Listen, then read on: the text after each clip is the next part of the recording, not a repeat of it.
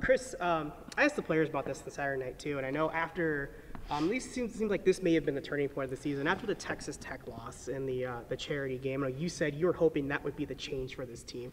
Talking to you guys and talking to the team, it seems like that may have been the turning point. Would you agree with that and say, like, did the team really kind of start to buy in after that game, and really has kind of led to your guys' success? There's no question in my mind that was the impetus for change. We had been kind of having button heads in practice, and we weren't practicing at the level that I would have liked them to be practicing at that point in the season. And I felt like if we continued with that type of approach, it was going to be a long season. And I would share it with Manor Circle that this could be a rough non-conference schedule because of how hard our schedule looked on paper, and that we just weren't at a point where I thought we could win those type of games. But I think that loss embarrassed them. I certainly was embarrassed. I think it was, like I said, just the impetus for change, and they came together, and basically little by little, they started buying in, one by one, and then obviously it's working out, better. Was there anything in particular that changed after that? You got to mention just buying in more, or was it just they were hard to coach, to be honest with you. There were a lot of individuals that we have some passionate guys and some stubborn guys, which is good when used in the right fashion. But when they're butting heads with the coaching staff and not buying into what we're selling and the type of culture and the demands that we place on these young men, where we were more fighting them every day rather than working on getting better and improving our skill level and understanding how to play together. And so it was a long spring, summer, and fall. And I'm not saying that game was the only reason why they bought in, but I think that was a big game for a lot of the individuals to say, wow, if we continue to do what we're doing, we're going to have some results like this, and it's not going to be a lot of fun. And I think they could tell that I wasn't going to give in to them, and I wasn't going to change my expectations for them on a daily basis and the demands that we have for this program. And fortunately, we had that opportunity to play in that type of game. Otherwise, it probably would have happened in a regular season game, and that would have been ugly. Could you say maybe the San Diego loss, too, was maybe a little bit of a thing for change? Obviously, USD is a really good team, though, too. I don't know. I don't think that was an impetus for change. I just think that we didn't play well enough to win. That was an interesting week we had with scheduling in the Pan Am, and we didn't handle the adversity of it very well. And I think we just didn't play well enough to win that particular game. And then we shot 3 for 9, I think, from the free throw line the last 11 minutes of the game at home. And I've talked about the free throw line a lot, and it definitely helped us to lose that game. I think speaking of free throws, you guys seem to be getting better at that as the season's going on. I know Zach hasn't missed one, and it seems like forever.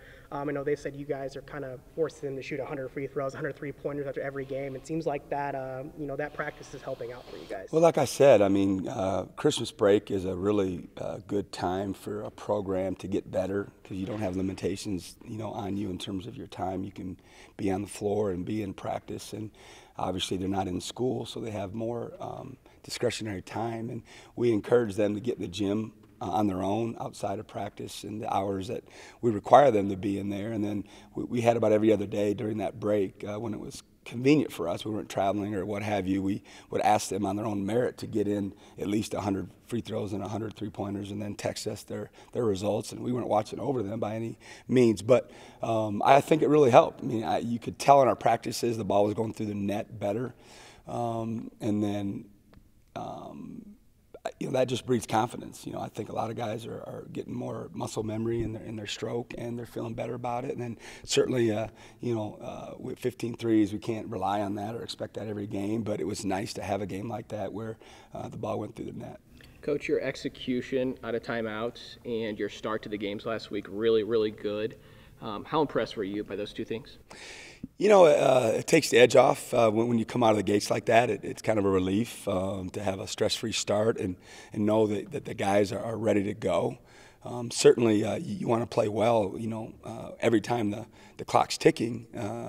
But I think getting off to a good start and coming out of timeouts and half times and establishing yourself right away, I think it helps, to win the game. But hopefully that'll continue. And I've also said, this is crazy, but I don't necessarily like to be up 14-2 against good teams because my experience tells me that that team's going to fight back, and then you're going to get down, and it's going to eventually change. I'd rather be, 12-6 or 14-8 or something like that, rather than that big discrepancy against good teams. But I mean, don't get me wrong, I'm not going to tell our guys to slow down and hey, we're up too much. But it seems to work that way when you get up a big lead right away against a good team. You beat Seattle and Utah Valley, it seems like, by following the game plan really well. Did you see that last week? Yeah, I mean, they're again, it's the buy-in factor. When you present something and it works, they're more apt to continue to do it. And our coaching staff does a tremendous job of game planning, and all three of them, Coach Myatt, Coach Godino, and Coach Anwar, take pride in putting together a good game plan. And certainly we talk about what we think should be done prior to that game if we have to tweak our system, and we don't like to do too much of it. We don't want them thinking, but at the same time we want to put them in their best position that we feel will make them successful. And like I said, the more confident they get in tweaking our defense and game planning for certain players or certain schemes, the more success I think we'll have with it. Coach, Eli obviously came in with like a lot of hype being a first team preseason selection. Didn't have the best start to the year, but now seems like he's kind of really embraced his role on the team. He's playing very well off the bench. What have you seen from him, from his growth throughout the season to kind of, I guess, maybe find his place in the system? Again, I think for him, the buy-in factor. I don't think anyone's ever called Eli Chua a good defender in his whole career.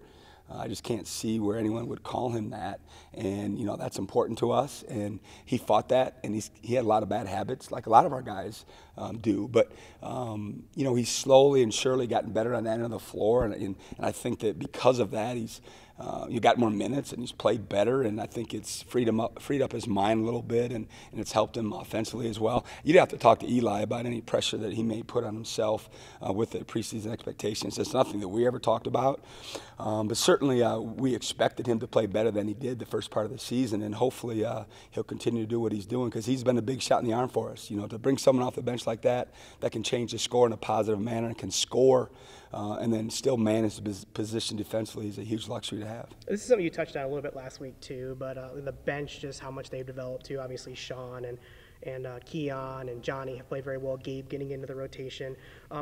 Maybe not like from statistically standpoint, the best numbers to your team, but it seems like they give you guys valuable minutes, and obviously you're confident putting them in the game. Yeah, it's been huge for us. We went from 8 guys that we really trusted to 9 and now 10. And we talked about before the season, how many guys are going to play, and I always was like, I don't know yet, because we hadn't had enough practice time to see how many guys we could trust. And I'm going to play as many guys that deserve to play, that we feel like can compete and help us win games. If we got 10 or 11 guys in a given year that deserve to play, we're going to play them.